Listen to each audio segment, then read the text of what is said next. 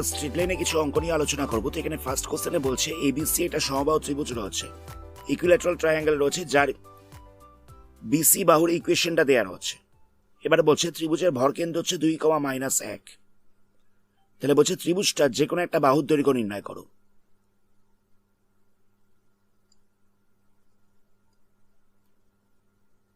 একটা সমবাহু ত্রিভুজ রয়েছে, এর নাম হচ্ছে এ বি সি।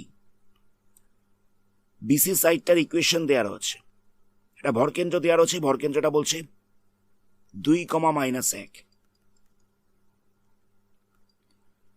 এবার বলছে যে ত্রিভুজটার যে কোনো একটা সাইডের লেন্থ কত হবে সেটা বার করতে হবে। তো আমরা কি করব, প্রথমে এই ভরকেন্দ্রটা থেকে বিসি সাইডটার ডিস্টেন্স বার করব, পারপেন্ডিকুলার ডিস্টেন্স বার করব। তো বিসি সাইডটা এখানে দেওয়া রয়েছে 5y = 12x - 3।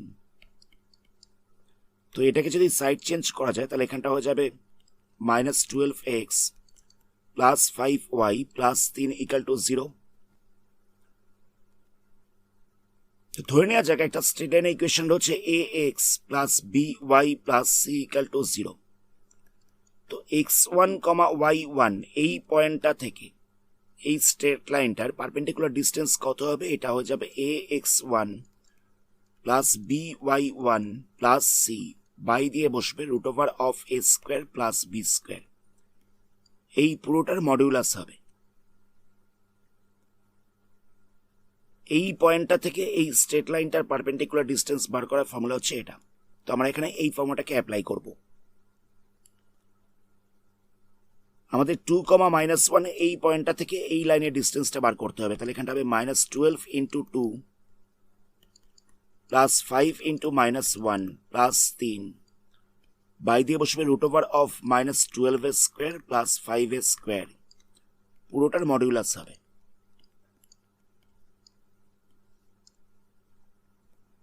x এর জায়গায় 2 লিখেছি, y এর জায়গায় -1 লিখেছি।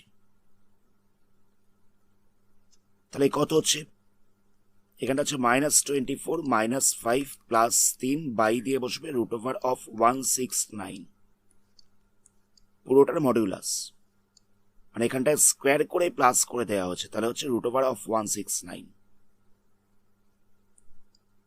তো -24 - 5 কত হবে, এটা হয়ে যাচ্ছে -29 + 3, তাহলে কত হবে, এটা হচ্ছে -26। তলাটায় হচ্ছে 13, ক্যান্সেল করলে এখানটায় 2 পড়ে থাকবে, তাহলে হচ্ছে -2 এর মডিউলাস। তো মাইনাসের মডিউলাস করলে কি হবে, শুধুমাত্র প্লাস সাইনটাই পাওয়া যাবে, মানে এখানটা হচ্ছে 2 একক। একটা সমবাহু ত্রিভুজ রয়েছে, এই সমবাহু ত্রিভুজটার ভরকেন্দ্র থেকে আমরা বেসের ডিস্টেন্স পেয়ে গেছি, এটা হচ্ছে 2 ইউনিট। এই ইকুইল্যাটারাল ট্রায়াঙ্গেলটার এটা তো হচ্ছে হাইট, ইকুইল্যাটারাল ট্রায়াঙ্গেলের এটা হচ্ছে হাইট। তোমরা হাইটটাকে ধরে নিচ্ছি h। তো এই হাইটের ওপরেই অবস্থিত রয়েছে ভরকেন্দ্রটা, হাইটের ওপরেই অবস্থিত রয়েছে ভরকেন্দ্রটা। তো মাথায় রাখবে এই পয়েন্টটা থেকে, মানে এ পয়েন্ট থেকে ভরকেন্দ্র ডিস্টেন্স কতটা হবে, হাইটের 2/3 অংশ, মানে 2/3h। এ পয়েন্টটা থেকে ভরকেন্দ্রর ডিস্টেন্স কতটা হবে, হাইটের 2/3 অংশ। আর ভরকেন্দ্র থেকে ভূমির ডিস্টেন্সটা কতটা হবে, হাইটের 1/3 অংশ। এটা যে কোনো ইকুইল্যাটারাল ট্রায়াঙ্গেলের ক্ষেত্রেই হয়ে থাকে, মানে ওপরের শীর্ষবিন্দুটা থেকে ভরকেন্দ্রর ডিস্টেন্সটা হবে হাইটের 2/3 অংশ, আর ভরকেন্দ্র থেকে ভূমির ডিস্টেন্সটা হবে হাইটের 1/3 অংশ। তাহলে বলা যেতে পারে 1/3h = হচ্ছে 2 ইউনিট। আমরা তো এইটুকুনি ডিস্টেন্সটা পেয়ে গেছি 2 ইউনিট। আবার আমরা দেখতে পাচ্ছি এটা হচ্ছে হাইটের 1/3, এটা আমরা দেখতে পাচ্ছি হাইটের 1/3। তাহলে বলা যেতে পারে যে 1/3h = 2। তাহলে এখান থেকে এইচ ইকাল টু কত হবে, এটা হয়ে যাবে 3 ইন্টু 2, তাহলে আমরা পেয়ে যাচ্ছি 6 এত ইউনিট। তাহলে আমরা হাইটটা পেয়ে যাচ্ছি 6 ইউনিট। আর যে কোনো ইকুইল্যাটারাল ট্রায়াঙ্গেলের হাইটের একটা ফর্মুলা রয়েছে, হাইট ইকাল টু হচ্ছে √3/2 ইন্টু সাইড। তাহলে হাইটটা পেয়ে গেছে 6 ইউনিট, তাহলে লেখা যেতে পারে √3/2 ইন্টু সাইড ইকাল টু হচ্ছে 6। তাহলে এখান থেকে আমরা সাইডটাকে বার করে নিতে পারবো। সাইড কত হবে, 6 ইন্টু 2/√3। আমরা ওপর নিচে √3 দিয়ে মাল্টিপ্লাই করছি, তাহলে কত হবে, এটা হচ্ছে 12√3 বাই দিয়ে হচ্ছে 3, 3টাকে ক্যান্সেল করলে এখানটা 4 পড়ে থাকছে, তাহলে হচ্ছে 4√3 এত ইউনিট। তাহলে বলা যেতে পারে ইকুইল্যাটারাল ট্রায়াঙ্গেলটার একটা সাইড হচ্ছে 4√3 ইউনিট। নেক্সট কোশ্চেন দেখো। নেক্সট কোশ্চেনে একটা স্ট্রেট লাইনের ইকুয়েশন দেওয়া রয়েছে। ধরে নেওয়া যাক এই হচ্ছে স্ট্রেট লাইনটা। এবার বলছে যে -3, -1 এটা পয়েন্ট রয়েছে। তো বলছে এই পয়েন্টটার ইমেজ প্রতিবিম্ব এই লাইনটার রেসপেক্টে কোথায় তৈরি হবে। কথাটা বুঝতে পারলে, মানে এই যে পয়েন্টটা গিভেন রয়েছে এই পয়েন্টটার ইমেজ কি হবে। ইমেজ বলতে কি বোঝাচ্ছে দেখো, এই পয়েন্টটা স্ট্রেট লাইনটা থেকে যে ডিস্টেন্সে রয়েছে এর ইমেজটা এর অপোজিট সাইডে সেম ডিস্টেন্সে তৈরি হবে, অপোজিট সাইডে সেম ডিস্টেন্সে তৈরি হবে। তো আমাদের এই পয়েন্টটা কত হবে সেটা বার করতে হবে, এটাই আমাদের জিজ্ঞেস করা হচ্ছে। তো আমরা কি করব, দেখো আমি যদি এই পয়েন্টটা দিয়ে একটা পারপেন্ডিকুলার আঁকি, তাহলে এই পারপেন্ডিকুলারটার ওপরেই ইমেজটা রয়েছে। কথাটা বুঝতে পারলে, আমি -3, -1 এই পয়েন্টটা দিয়ে এই স্ট্রেট লাইনের ওপরে একটা পারপেন্ডিকুলার রাখছি। তাহলে বলা যেতে পারে এই যে পারপেন্ডিকুলারটা আঁকলাম তার উপরেই ইমেজটা থাকবে। তো আমি প্রথমে এই পারপেন্ডিকুলারটার ইকুয়েশনটা বার করব।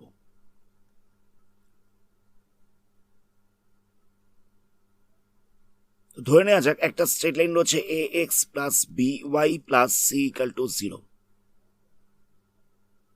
তো এর ওপরে যে পারপেন্ডিকুলারটা থাকবে তার ইকুয়েশন কত হবে, এটা হয়ে যাবে bx minus ay plus k equal to 0। মানে এখানে y এর সাথে যে কোএফিসিয়েন্টটা ছিল সেটা বসবে x এর সাথে, এখানে যেটা x এর সাথে ছিল সেটা বসবে y এর সাথে, মাঝখানে সাইনটা অপোজিট হবে, এখানে প্লাস থাকলে এখানে মাইনাস বসবে, এখানে একটা কনস্ট্যান্ট আসবে। তাহলে বলা যেতে পারে যে এই লাইনটার পারপেন্ডিকুলারের ইকুয়েশন কত হবে, এখানটা লিখবে যে এই সরলরেখার লম্বের সমীকরণ কত হবে।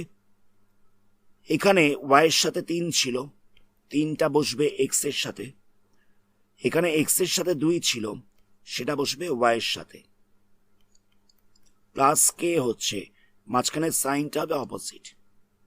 অসুবিধা নেই এত অব্দি। x এর কোএফিসিয়েন্ট বসেছে y এর সাথে, y এর কোএফিসিয়েন্ট বসেছে x এর সাথে, মাঝখানে সাইনটা হচ্ছে অপোজিট।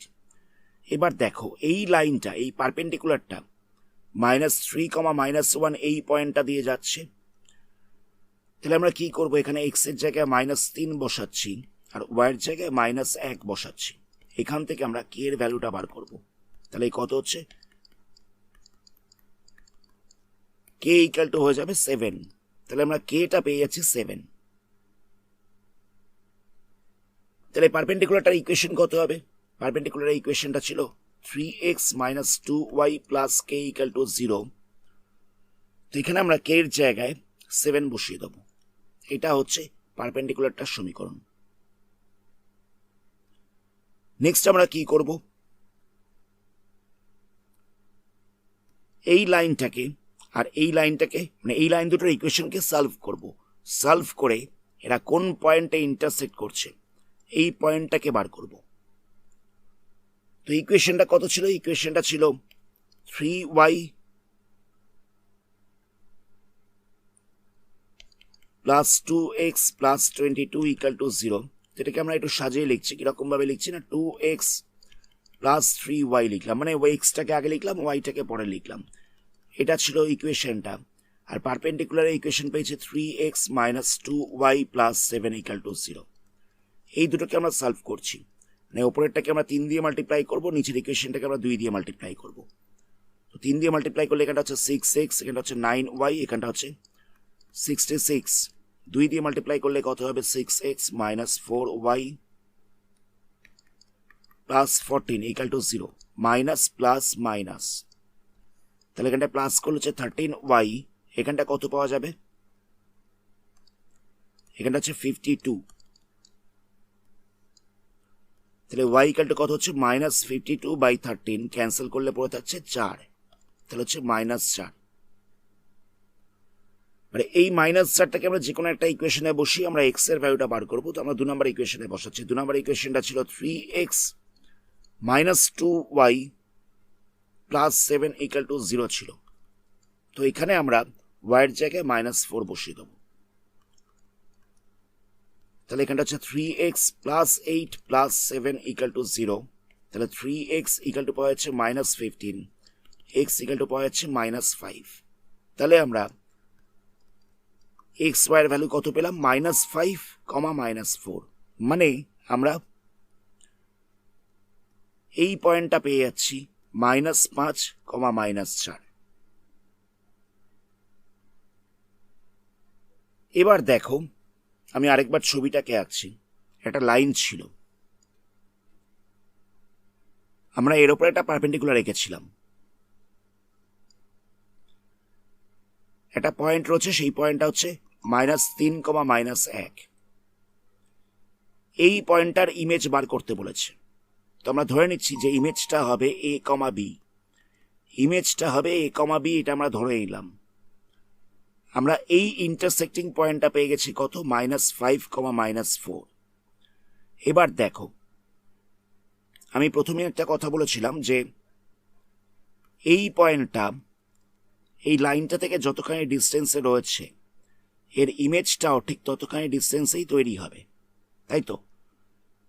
-3, -1 এই পয়েন্টটা যতখানি ডিস্টেন্সে রয়েছে ইমেজটাও ঠিক ততখানি ডিস্টেন্সেই তৈরি হবে। তাহলে বলা যেতে পারে -3, -1 এবং AB এর মিড পয়েন্টটা হয়ে যাচ্ছে -5, -4। আমরা সেটাই তো দেখলাম, এখান থেকে লাইনটা যতখানি ডিস্টেন্সে রয়েছে লাইনটা থেকে ইমেজটাও ঠিক ততখানি ডিস্টেন্সে থাকবে। তাহলে বলা যেতে পারে যে এই পয়েন্টটা আর এই ইমেজটার মিড পয়েন্ট হয়ে যাচ্ছে -5, -4। তাহলে আমরা কি করব,